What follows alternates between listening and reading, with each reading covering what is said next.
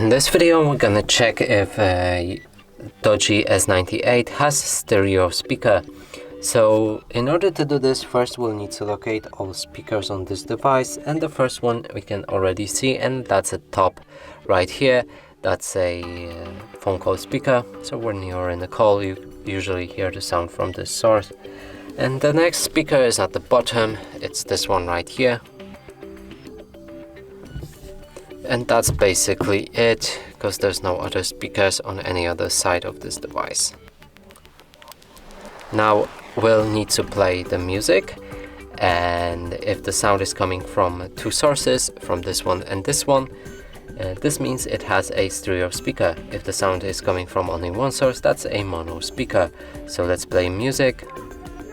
Try covering the speaker with a finger.